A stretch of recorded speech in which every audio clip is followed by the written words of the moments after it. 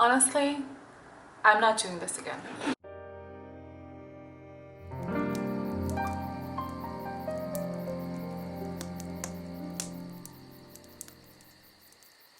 Hello everyone and welcome to the London Q&A. Full disclosure, this is not my first time filming this. Well, I thought I was filming this last week, and then I realized about 20-25 minutes in that nothing was recording because I never hit record. So I'm gonna give this another go and just really quickly go through some questions. Most of them are about what I'm doing here in London, how I got here, what visa I used, how expensive the city is, how I found my apartment and the furniture, and so on. Just a lot of very basic kind of intro questions, which I think is perfect because I do plan on fleshing this out a lot more and then doing some more in-depth questions and videos later on for people who maybe are thinking of moving to London for studies. I just really want to be able to help someone else out and make sure that they don't make the same mistakes that I've made, because let me tell you, there were a lot. So the first and probably most asked question when I posted that I was in London and that I had moved here is, what are you doing in London? Long story short, I am here for grad school. I'm here getting my MSc in Marketing Communications and Data Analytics, which is a mouthful, rightfully so. It is a one-year-long program. If you're from the UK, it's probably not news to you, and I think the rest of Europe as well, I'm not quite sure, don't quote me on that all the master's degrees here are usually 1 year long. If you find a 2-year, it's probably either part-time or on a special subject, but almost all of them university-wide, so whether you're at like Queen Mary's or at Cambridge or at Oxford or at LSE, any of those, most of the master's programs are 1 year long, and they're also so much cheaper, like so much cheaper than they are in the United States. Both very, very, very important points of why I chose to study in the UK and not in the US. Which degree are you getting? I guess I just kind of answer that. Again, it's the MSc, so Masters of Science in Marketing Communications and Data Analytics. Now, there are two different paths that this master's could have gone. The MSc, which is the route that I chose with the Data Analytics, or the MA, which is the Master's of Arts, with a, it has like a creative underlier. So instead of going the science route, I went the creative route. And as I see myself to already be a very creative person naturally, and I have studied more of like the creative side of marketing, I just figured that that's something I already knew. The reason I chose an MSc over an MA, in short, is honestly marketability. Ironically, I know, I know, but I just feel like with the way marketing is headed and businesses are headed and just globally everything is going technology-wise, having the data analytics as part of the degree is just, it just makes more sense for my future plans and just in general. Can you please explain the visa process for school? Absolutely, and that would be like a 40-minute video on its own. But for the purpose of this video, I am here on a Tier 4 student visa.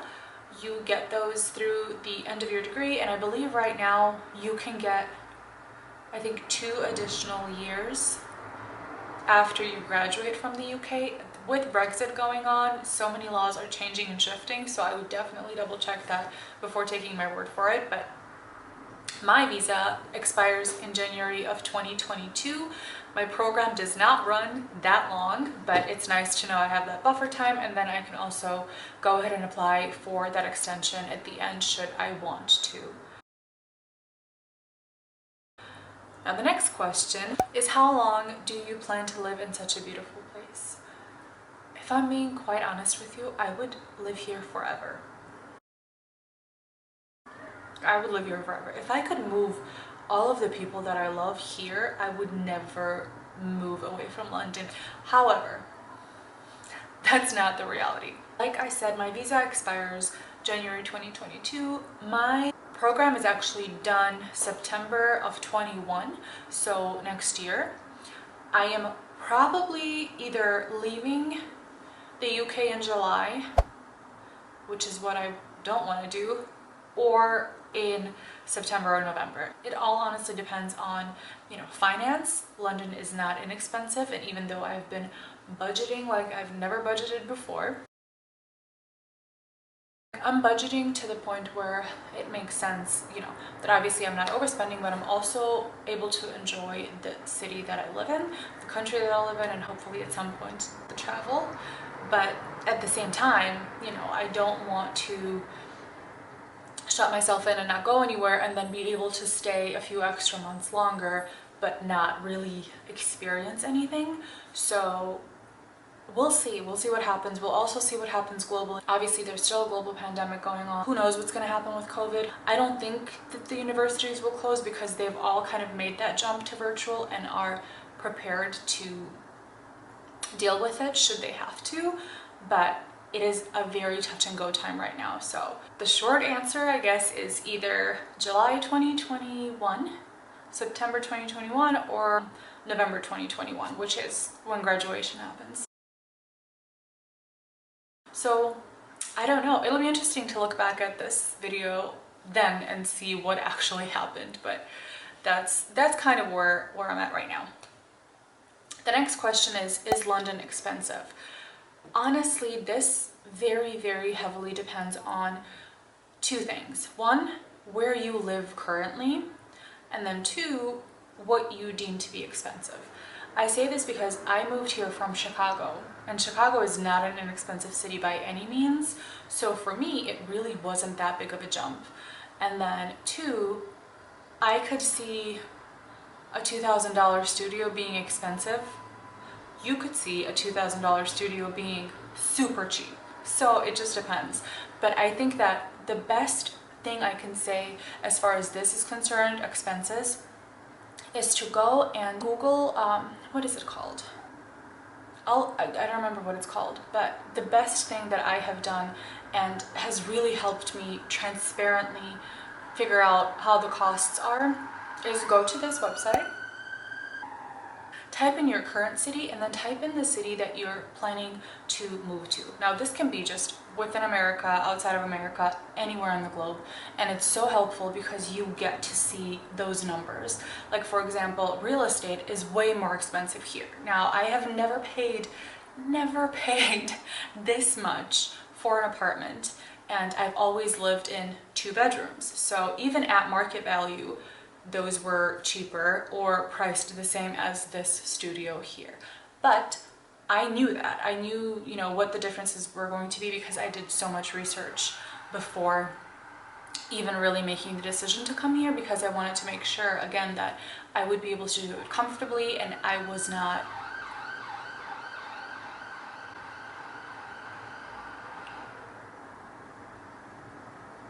wasn't, you know, pinching pennies so much so that I could not actually enjoy anything, and that I was being stressed over finances and couldn't focus on my studies and so on.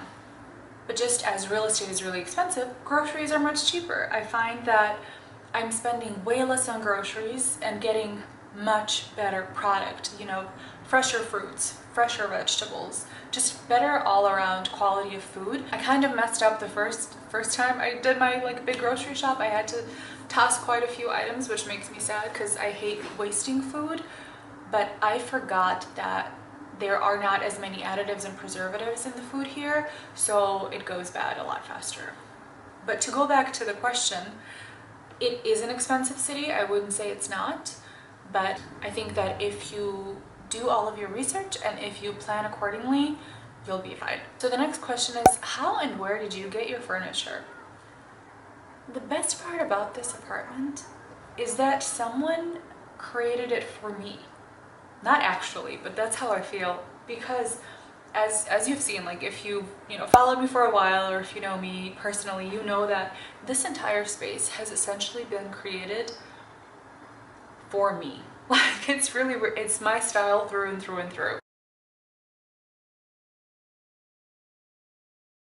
But all of the furniture was already here. The only things I bought were some decorative pieces, and I brought a few things with me as well from Chicago, just some like sentimental pieces and some photos, but everything else that you see here was here.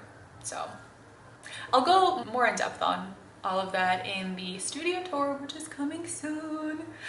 Actually, I don't know if it's coming soon because I don't know when that's gonna be live. But the next question is, how did you land on London?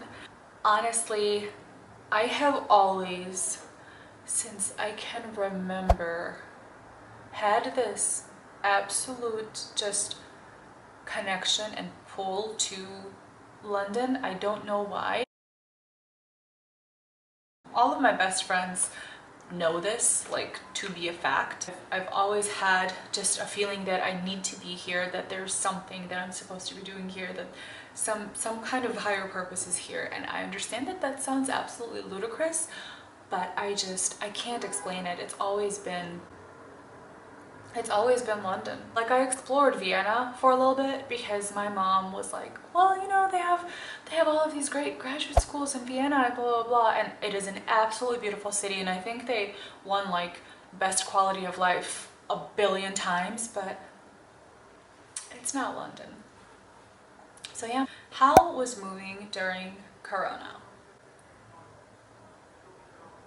Honestly, the fact that all of this happened during the coronavirus pandemic is, I think, the only thing that made all of this really difficult. Any issues that I had, any difficulties that I had with the move were directly correlated to the pandemic. It wasn't easy, I'm not gonna lie. Most of the hardships were actually not the physical moving process itself. That was pretty straightforward. You know, you pack as you've always packed, buy your ticket. I had a visa to come to London, so there wasn't an issue there. Even, you know, if the United States was on some sort of list of like people who cannot enter, which I think we were for a little bit. For tourism, you couldn't enter. But again, I had clearance because I had the visa. I bought my ticket, I got on my plane and came here, and that was totally fine. The challenge really that the pandemic brought was in a few different ways. One is just the uncertainty. I had no idea whether my degree was still moving ahead, whether classes would be in person or completely virtual, whether I still wanted to go ahead and pursue it, whether I wanted to defer or actually do it. In the beginning, I was supposed to go over in January. Like, I was gonna do this whole first semester virtually because I was like, well, what's the point of going there and spending all of this money if I'm not actually going to be going to classes in person? And then I quickly realized that long distance learning is so difficult.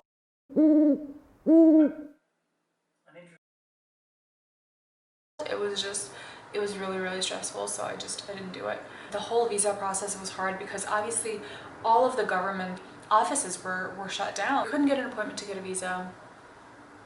Things were just absolutely insane. Everything took so much longer. I had to pay so much money to expedite things and to reschedule things and to move dates up so that I could actually make it, and I almost didn't make it. And it was just, honestly, mentally, it was really, really, really exhausting. And the problem with having everything happen so quickly is that a lot of things were not completed. There were still so many big ticket items, so to speak, that needed to be done and that I couldn't actually do myself before leaving. And I don't like that. Like, I like to be really meticulous in all of my planning, and I like to, you know, make sure that everything is being done. So not being able to do that was really hard for me.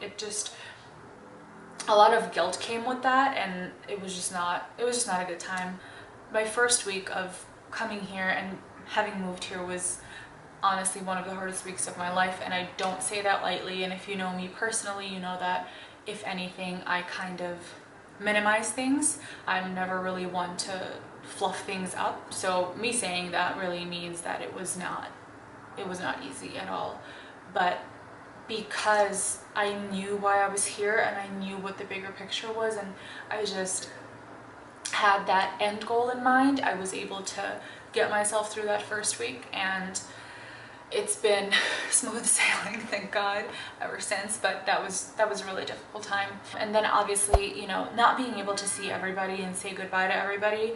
I mean, essentially the whole world is pregnant right now, but my friendship group, literally 90% of them are pregnant, and it's just it's difficult when you kind of can't be there. I mean, you already can't see these people, right? Like you can't see anyone because everyone is at such high risk right now, and especially the people who are pregnant. Like the last thing I want to do is see one of my pregnant friends or see a newborn or a 1-month-old and then just literally worry myself sick because I'll be thinking, what if I expose them to something? It sucks. So it was hard not being able to kind of say goodbye to people. But my sister and my best friends had like this really cute like going away party at my sister and her husband's house with like all this like London decor, and it was really sweet.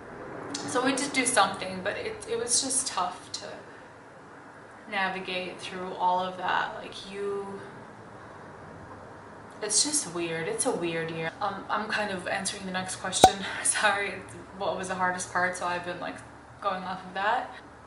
It's hard when you're away from your family and from the people that you love, because I was 5 to 10 minute drive away from my mom, my dad, and my brother.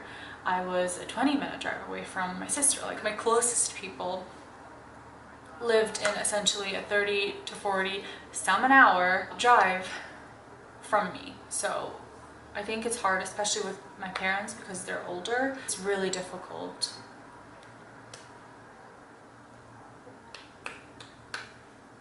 Oh god. Just got super emotional there. It's really difficult not being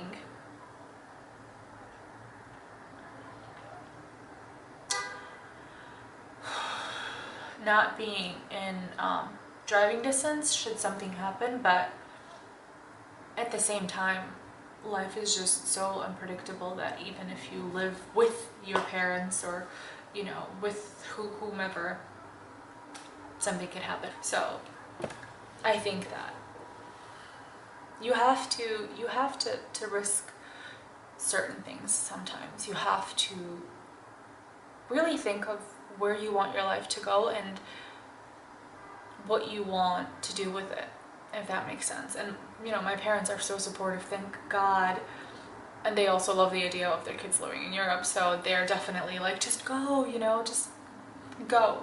And it means a lot to have their support, especially when you're so far away. And obviously with COVID, it just sucks because you don't really know what the travel restrictions will be like. Like I planned initially to come back during my 5-week, is it 5? I think like 5-week winter break.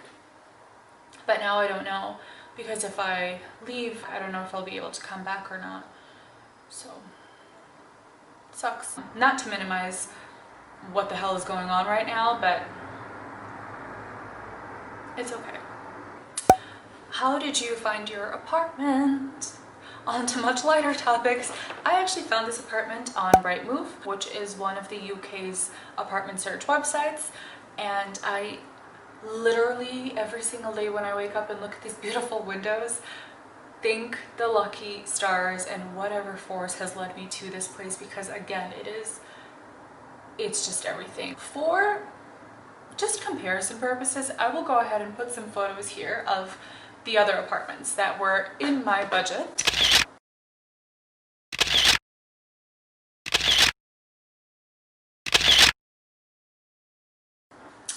And let you decide for yourself whether or not I got lucky as hell. I'm not joking. If this fell through, I was ready to just go into like the undergrad dorms and live in essentially a closet, which I'll also put some photos of that up here. I'm not saying that that's the worst thing in the world. I stayed in an undergrad dorm when I was an undergrad, and it was totally fine. I mean, I literally just slept there. Like, we were never, ever, ever home.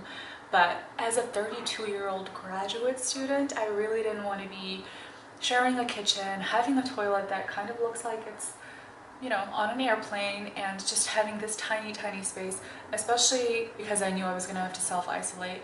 But I was just so stressed out that I didn't even care. I was just like, I don't care where I need to live. I just need this done.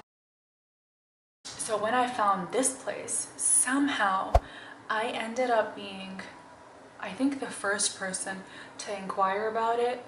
And I kid you not, he sent me a video walkthrough of the place. and I went online immediately and put down the deposit. I was like, this is wrong. Like there's just immediately, and it was at the highest point of my budget. I mean, like my price point was here of like what I could comfortably spend. This was here. Like it was like, I was at the point where I was like, it's fine, I'll just figure out something else, like I'll cut costs somewhere else.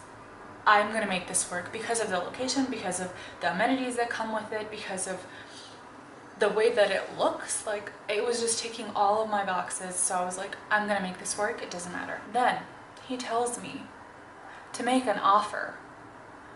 Mind you, I've been in real estate for 7 or 8 years. In the US of A, we don't make offers. This is the price, and like that's it. So I was like, what do you mean make an offer? He's like, yeah, we'll accept offers over this number. And I was like, what? Like at this point I was both happy and scared, because I'm like, this is a scam. This is a scammy dude. They're gonna take my money, like this is weird.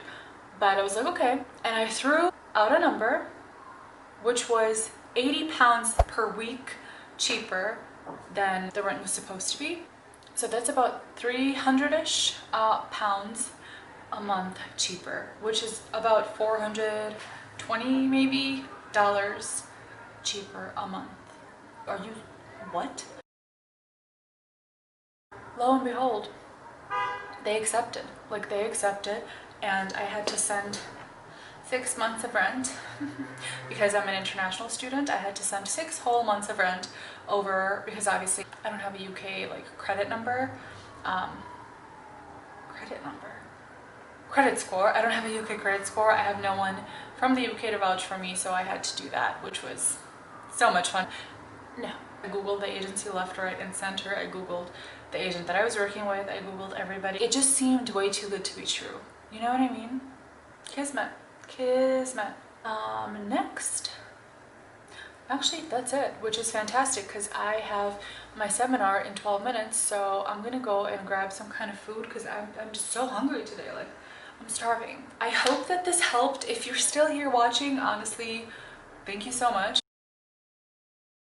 because I know that I probably went off on 7,000 different tangents, and sitting videos are generally not the most fun to watch because you're just sitting. So if you made it through this, especially with all the background noise, I applaud you. But thank you so much for watching. If you enjoyed this, subscribe. Please subscribe, hit the button. It's the red button somewhere here. And then of course you can hit the bell if you want notifications of every time I post. Depends on how much is going on that week in my life and how many projects we're working on. So until next time.